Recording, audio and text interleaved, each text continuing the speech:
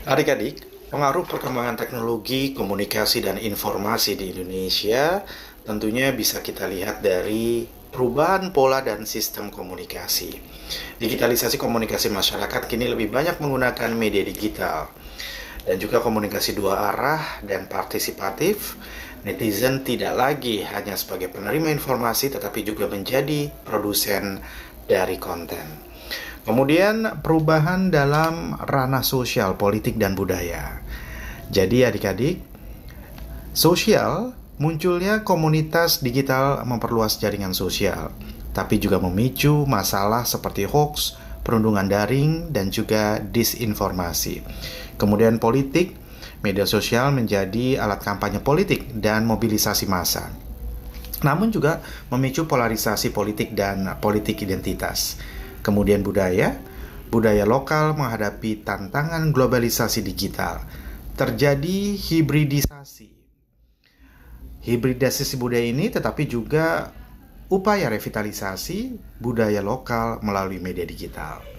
Dan yang kedua, kita juga bisa melihat implikasi terhadap kegiatan atau kehidupan sosial, politik, dan budaya. Ada dari sisi sosial, positifnya meningkatkan literasi digital, membuka akses pendidikan dan ekonomi digital. Kemudian dari sisi negatif pasti ada juga ya, memperbesar kesenjangan digital antar wilayah urban versus rural dan antar generasi atau generasi muda versus lansia. Dan adik-adik, kalau kita berbicara dari politik gitu ya, sisi politik ini juga ada positifnya. Maksudnya demokratisasi informasi, partisipasi warga meningkat. Kemudian negatifnya, politisasi informasi, penyebaran ujaran kebencian, dan manipulasi opini publik atau cyber troops, both dan buzzer.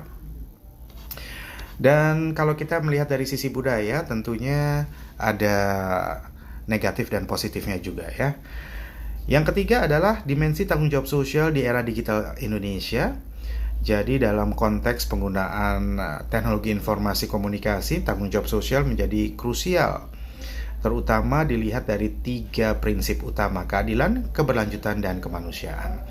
Kemudian juga kita harus bisa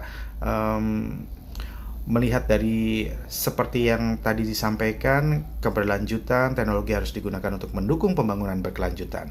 Dan juga harus ada sisi kemanusiaan yang bisa bermanfaat bagi sesama.